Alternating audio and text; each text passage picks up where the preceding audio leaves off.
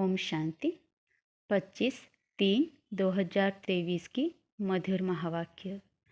मीठे बच्चे, यह वंडरफुल पाठशाला है जहाँ तुम्हें ज्ञान सागर पतित पावन बाप ज्ञान अमृत पिलाकर पावन बनाते हैं। ऐसी पाठशाला और कोई होती नहीं। प्रश्न: बाप की कौन सी एक राय स्वीकार करो तो बाप हर पल तुम्हारा मददगार है? उत्तर: बाबा राय देते, बच्चे तुम जिनके मुआफिक मुझे याद करते रहो, खाते पीते चलते बुद्धि योग मेरे में लगाओ और सब तरफ से बुद्धि हटाते जाओ। तुम बाप और स्वर्ग को याद करने की सेवा करो, यही तुम्हारी मदद है। यह याद ही तुम्हें स्वर्ग का मालिक बनाएगी। यही सस्ता सौदा है। हिम्मत रखो तो बाबा हर पल तुम्हारा मददगार है। हिम्मते मर्दा मददे खुदा। गीत। मुझको सहारा देने वाले। ओम शांति। बच्चों ने गीत सुना। यह बच्चे बच्चे कहने वाला कौन है? जरूर बच्चा कहने वाला बाप ही है। यूं तो दुनिया भी जानती है कि बच्चे कहने वाला एक तो है परमपिता, जिसको परम आत्मा यानी परमात्मा कहा जाता है।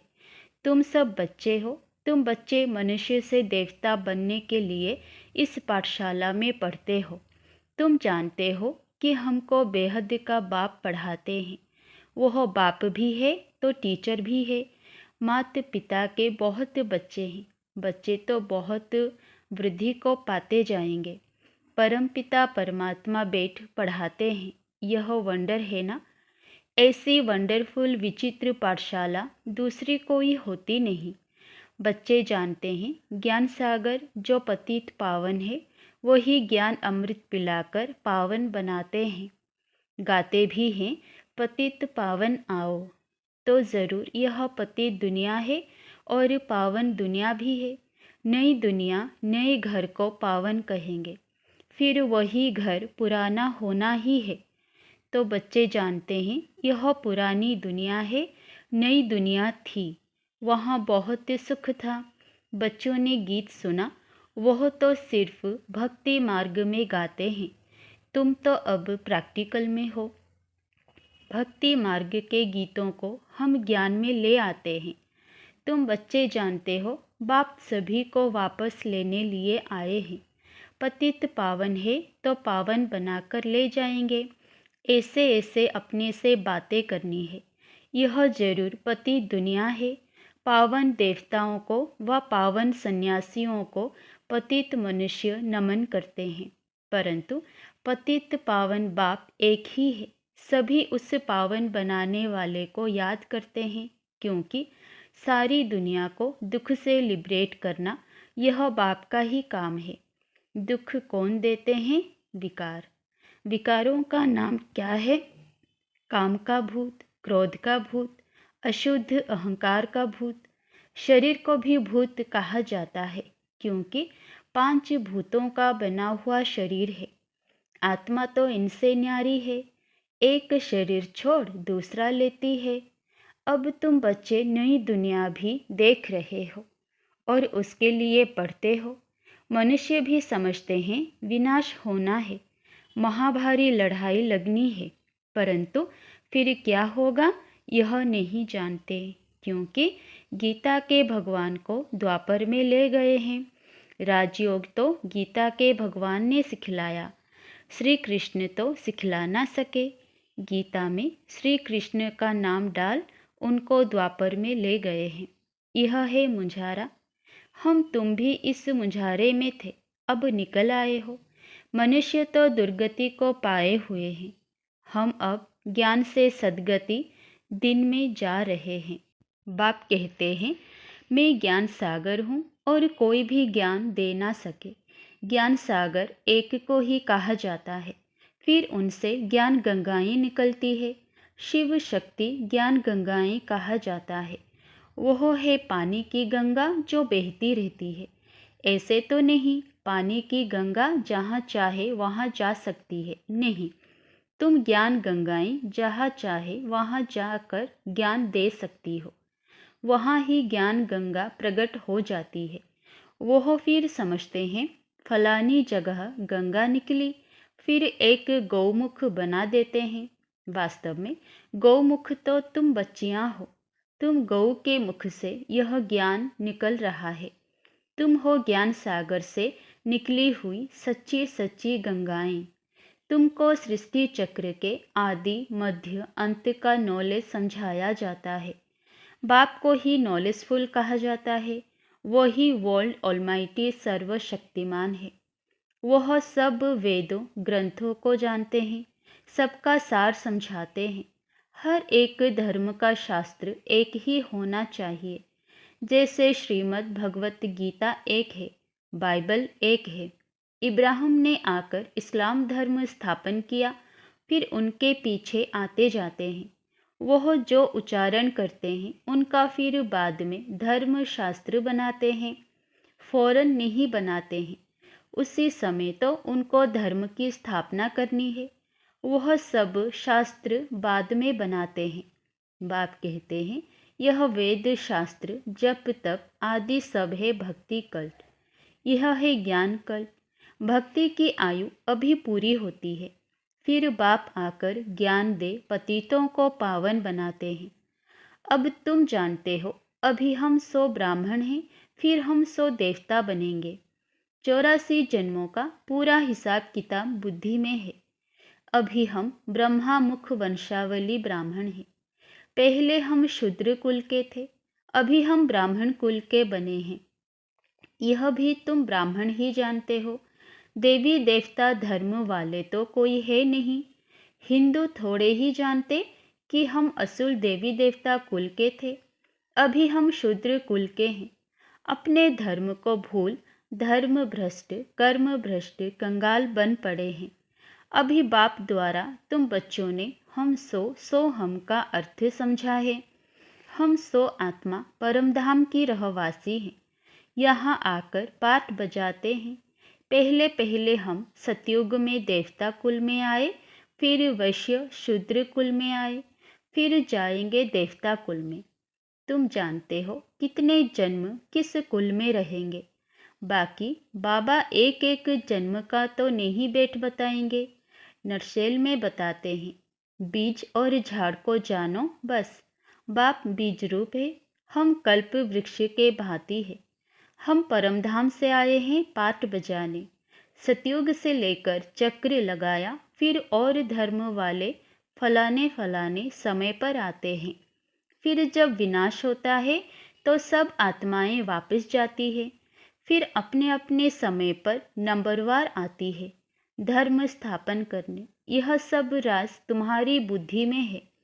बच्चे कहते हैं बाबा आप जो पढ़ाते हैं उससे हम स्वर्ग के मालिक बनते हैं। आप जैसा सुख और कोई नहीं दे सकते। मनुष्य मात्र तो सब अल्पकाल सुख देने वाले हैं। वह तो जानभर भी देते हैं। मनुष्य का जीवन तो अमूल्य कहा जाता है। मनुष्य ही देवी देवता बन सकता है। मनुष्य विश्व का मालिक बन सकता है। बाबा आपने जो सुख दिया है वह कोई भी दे नहीं सकता। बाबा आप तो हमको विश्व का मालिक बनाते हैं। आप विश्व के रचयिता हैं। तुम तो सिर्फ बाप को याद करते हो बस, और कोई हठयोग आदि की बात नहीं। तुम बाप के बने हो। जानते हो बाबा नए विश्व का रचयिता है। बाबा परमधाम से आए हैं। मोस्ट विलव्ड बाप है। सब उनको याद करते हैं। भल कोई भी धर्म वाला होगा ओ गॉड फादर हे भगवान व अल्लाह ज़रूर कहते होंगे। बाप कहते हैं मैं सभी को सुख देकर जाता हूँ, तब भक्ति मार्ग में मुझे याद करते हैं। अभी फिर सुख देने आया हूँ, फिर आधा कल्प मुझे कोई भी याद नहीं करेंगे। वहाँ माया रहती नहीं जो दुख दे। तुम विश्व के मालिक देवी देवता बन जाते हो तो तुम बच्चों की दिल में रात दिन यह रहना चाहिए बाबा आप हमको विश्व का मालिक बनाते हो। हम हकदार भी हैं। बाप नया विश्व स्वर्ग रचते हैं तो ज़रूर बच्चों को ही मालिक बनाएंगे ना। गॉडफादर हेविन रचते हैं तो फिर हम सब हेविन में क्यों नहीं है? सभी हेविन में हो तो हेल होवे नहीं। यह तो हार जीत सुख दुख का खेल है। नई दुनिया फिर पुरानी बनती है। नया कौन बनाते, पुराना कौन बनाते? यह सृष्टि चक्र कैसे फिरता है, यह बुद्धि में रहता है। सतयुग त्रेता में है सूर्यवंशी चंद्रवंशी, फिर द्वापर में और धर्म इमर्ज होते हैं। जो जिस प्रकार कल्प पहले हुआ है वैसे ही फिर रिपीट होना है। तुम बच्चे जानते हो, अभी फिर से सतयुग स्टार्ट होने वाला है। पुरानी दुनिया खत्म हो नई आने वाली है। मनुष्य समझते हैं यह दुनिया अजून पुरानी होती ही रहेगी। बहुत समय पड़ा है। बाप कहते हैं तुम घोर अंधियारे में हो, विनाश सामने खड़ा है।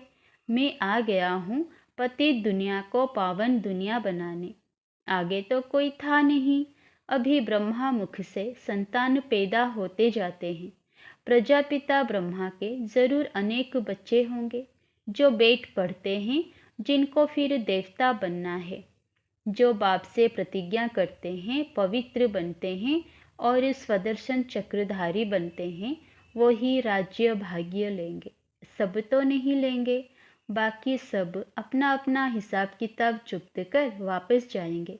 बाबा देवता धर्म की फिर से स्थापना कर रहे हैं और सभी धर्म विनाश होने हैं। महाभारी लड़ाई भी सामने खड़ी है। यह हिस्ट्री ज्योग्राफी का राज गीता का भगवान बेट समझाते हैं। भगवान की महिमा अलग, श्री कृष्ण की महिमा अलग है। श्री कृष्ण को मनुष्य सृष्टि का बीज रूप वर्ल्ड ऑलमाइटी अथॉरिटी नहीं कहेंगे। वर्ल्ड ऑलमाइटी अथॉरिटी एक है। सूर्यवंशी की महिमा अलग है, चंद्रवंशी की महिमा अलग है, वैश्य और शूद्रवंशी की महिमा अलग है। हर एक की महिमा अपनी है।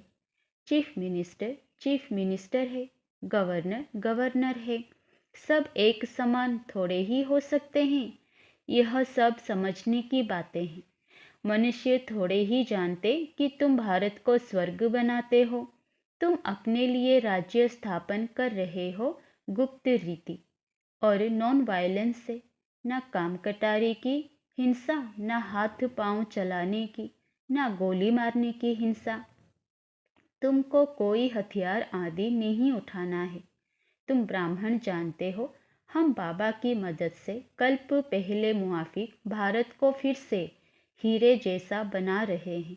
यह है रूहानी सेवा। मनुष्य तो जिस्मानी सेवा करते हैं। हम बाबा की श्रीमत से श्रेष्ठ बन रहे हैं। बाकी सब मनुष्य मत से भ्रष्ट ही बनते जाते हैं। नीचे उतरना है जरूर। भक्ति भी पहले अव्यभिचारी होती है। वेरी गुड भक्ति। एक की ही पूजा करते, फिर सेकेंड ग्रेड में देवताओं की करते, फिर तो कुत्ते बिल्ली पत्थर मिट्टी आदि 5 भूतों की भी भक्ति करने लग पड़ते। उनको कहा जाता है व्यभिचारी भक्ति। अव्यभिचारी से व्यभिचारी बन पड़ते हैं। अब बाप तुमको अव्यभिचारी योग सिखलाते हैं। गृहस्थ व्यवहार में रहते खाते पीते सिर्फ बाप और वर्षे को याद करना है। मेहनत सारी इसमें है। भल अपने घर जाओ आओ, सिर्फ गुप्त रीति से बुद्धि से याद करो। मुख से राम राम अथवा शिवाय नमः कहने की भी दरकार नहीं। सिर्फ बाप को याद करो। बाबा है गुप्त ज्ञान का सागर। सारे इस सृष्टि चक्र का उनको पता है। उनको कहा जाता है परम आत्मा। यह आत्मा है, इनको उस बाप से ज्ञान मिल रहा है। इन सब बातों को धारण कर और फिर कराना चाहिए। बेचारे रास्ता ढूंढते रहते हैं, जानते नहीं है। तुम जानते हो शांति धाम है निर्वाण धाम, जहाँ से हम आत्माएं आती है। स्वर्ग है सुख धाम, नरक है दुख धाम मायापुरी। वह स्वर्ग विष्णुपुरी और यह नरक है रावणपुरी। बाप कहते हैं तुम सिर्फ बाप और वर्षे को याद करो। बस अगर बीच में बुद्धि और तरफ चली जाती है तो उनको हटाओ। खाते पीते चलते सिर्फ मुझ बाप को याद करो, बहुत सहज है। समझो विलायत में कोई रहता है, उनकी मेम साहेब हिंदुस्तान में है, तो दूर रहते भी उसकी याद बुद्धि में रहेगी ना। हम भी कितने दूर हैं, परंतु बुद्धि से बाप को याद करना है, जिससे बहुत सुख मिलता है और सबसे तो दुख मिलता है। मनुष्य मनुष्य को कभी भी सदा सुख नहीं दे सकता। बाप कहते हैं, जिनके मुआफिक याद करते रहो। बस बाप और स्वर्ग को याद करो, यही हमारी सेवा करो। हम तुम्हारी सेवा करते हैं याद कराने की, तुम फिर याद करने की सेवा करो। यह राय अंगीकार व स्वीकार करो, यही तुम्हारी मदद है। हिम्मते मर्दा मददे खुदा। यह याद ही तुमको स्वर्ग का मालिक बनाएगी। कितना सस्ता सौदा है। वो गुरु लोग तो बहुत धक्के खिलाते हैं।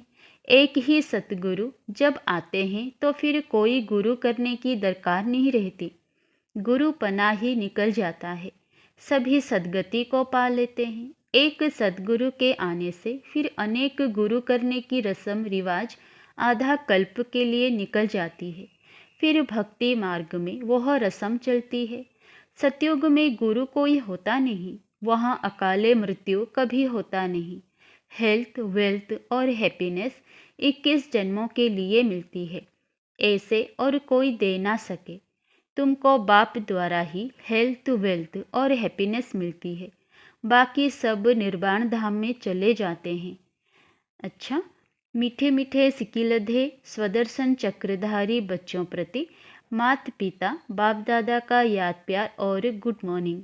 रूहानी बाप की रूहानी बच्चों को नमस्ते। धारणा के लिए मुख्य सार 1 नंबर, श्रीमत पर भारत को हीरे जैसा बनाने की रूहानी सेवा करनी है। गुप्त रीति से बाप को याद कर श्रेष्ठ बनना है। नंबर 2, अपने आप से बातें करनी है, रूह रिहान करना है। बाबा, आपने जो सुख दिया है वह कोई दे नहीं सकता। बाबा, आपकी पढ़ाई से हम विश्व का मालिक बनते हैं। आप नई सृष्टि रचते हो, उसके हम हकदार हैं। वरदान, भृकुटी की कुटिया में बैठ अंतर्मुक्ता का रस लेने वाले सच्चे तपस्वी मूर्त भव। जो बच्चे अपने बोल पर कंट्रोल कर एनर्जी और समय जमा कर लेते हैं, उन्हें स्वतः अंतर्मुखता के रस का अनुभव होता है। अंतर्मुखता का रस और बोलचाल का रस, इसमें रात दिन का अंतर है। अंतर्मुखी सदा भृकुटी की कुटिया में तपस्वी मूर्ति का अनुभव करता है। वो व्यर्थ संकल्पों से मन का मौन और व्यर्थ बोल से मुख का मौन रखता है। इसीलिए अंतर्मुखता के रस की अलौकिक अनुभूति होती है। श्लोगन, राजयुक्त बन हर परिस्थिति में राजी रहने वाले ही ज्ञानी तो आत्मा है। अच्छा, ओम शांति।